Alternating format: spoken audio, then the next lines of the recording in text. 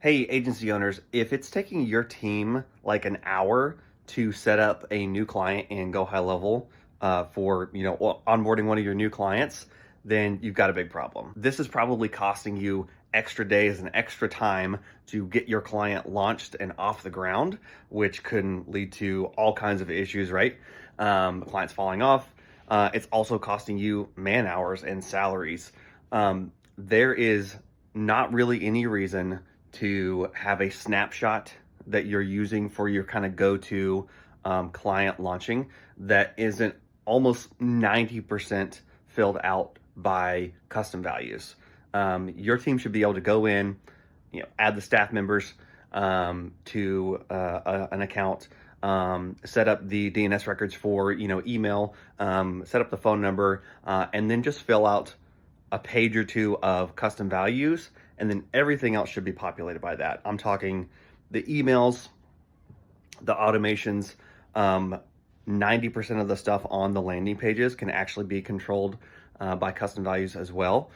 So what I really recommend you do, and this might take a minute to set this up initially, but I promise it's going to pay off in the long run, is you need to figure out which snapshot your team is using to regularly launch new clients, and look at which pieces your team is having to, manually update things in there: clients' names, clients' numbers, offer names, offer pricing, all of that stuff. All of that can be controlled by custom values. And so you need somebody on your team, or I can help with this kind of stuff too. You need somebody to go through and basically templatize or put in the coding so that all of that stuff is filled in by custom values.